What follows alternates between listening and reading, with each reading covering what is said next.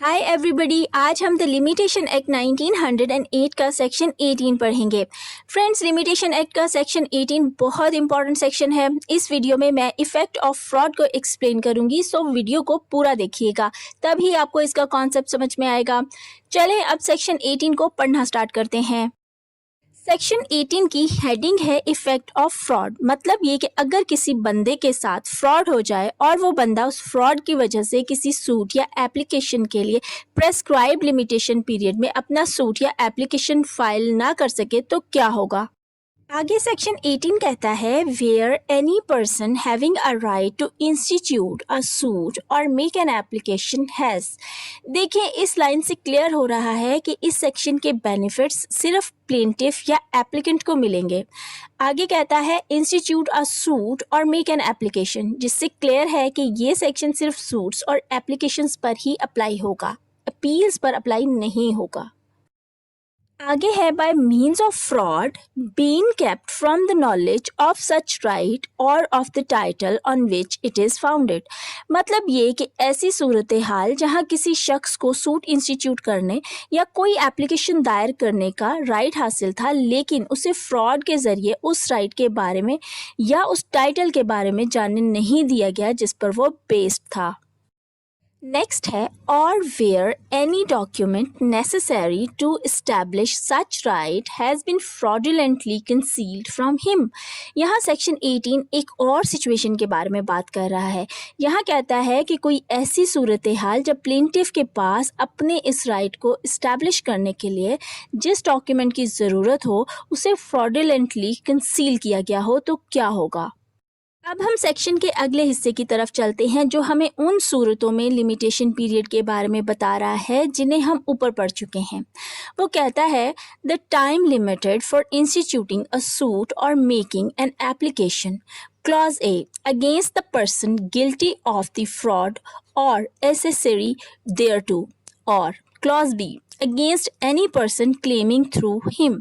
मतलब ऐसे हालात में फ्रॉड करने वाले शख्स या उस शख्स के खिलाफ जिसने उसके थ्रू क्लेम किया हो।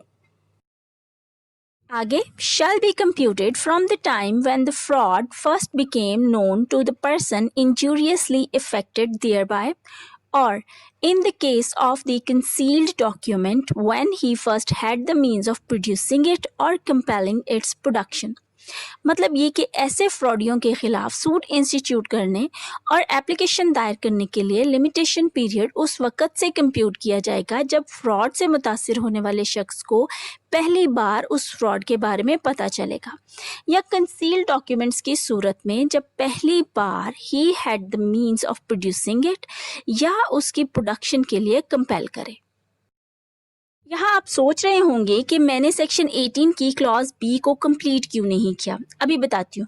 पहले क्लॉज बी का रिमेनिंग टेक्स्ट देखें। Otherwise then in good faith and for a valuable consideration. दरअसल ये पार्ट एक्सेप्शन बता रहा है। इसका मतलब ये है कि ऐसे शख्स के खिलाफ प्ली ऑफ फ्रॉड को इस्टेब्लिश नहीं किया जा सकता जिसने डिफेंडेंट के थ्रू इन गुड फेथ या किसी वैल्यूएबल कंसिडरेशन के तहत क्लेम किया हो। अब जरा सेक्शन के स्कोप और एप्लीकेबिलिटी को देख लेते हैं। सबसे पहले तो ये याद रखें कि ये सेक्शन सिर्फ सूट्स और एप्लीकेशंस पर अप्लाई होता है, जो मैं आपको सेक्शन पढ़ाते हुए भी बता चुकी हूँ। दूसरी इंपॉर्टेंट बात यह है कि इस सेक्शन की एप्लीकेशन के लिए राइट टू सू का सूट इंस्टीट्यूट करने से पहले एग्जिस्ट करना ज़रूरी है।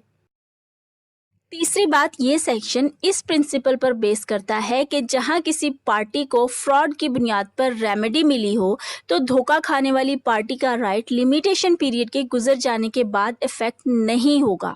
धोखा खाने वाली पार्टी के केस में लिमिटेशन पीरियड उस वक़्त से कंप्यूट होगा जब प्लेंटिव को अपने साथ हुए फ्रॉड का पता चलेगा। लेकिन फ्रॉड है क्या, इसे देख लेते हैं। फ्रॉड अगरचे लिमिटेशन एक्ट में डिफाइंड नहीं है, लेकिन इन जनरल फ्रॉड का मतलब है there must be some abuse of confidential position, some intentional imposition or some deliberate concealment of facts. यानी जानबूझकर फैक्ट्स को छुपाना या किसी कॉन्फिडेंशियल पोजीशन का गलत इस्तेमाल करना।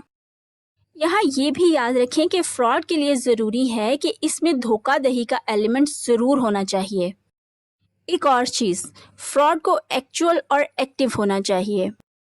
अब कंसीलमेंट ऑफ फैक्ट की बात कर लेते हैं। इस सेक्शन की हद तक कंसीलमेंट ऑफ फैक्ट का मतलब सिंपल कंसीलमेंट नहीं है, बल्कि इस सेक्शन की एप्लीकेशन के लिए कंसीलमेंट को फ्रॉडुलेंट होना चाहिए। अगर कहीं कोई पार्टी सामने वाली पार्टी को किसी फैक्ट के बारे में बताने के लिए ड्यूटी बाउंड ना हो, तो ऐसे में कंसीलमेंट ऑफ फैक्ट फ्रॉड नहीं कहलाएगा। आगे है प्ली ऑफ फ्रॉड को कब रेज किया जाना चाहिए। इसके लिए ज़रूरी है कि इसे अर्लियर स्टेज पर रेज किया जाए। इसे एपिलेट स्टेज पर रेज करना अलाउड नहीं होता। अब बर्डन ऑफ प्रूफ को देख लेते हैं कि ये किस पर होगा।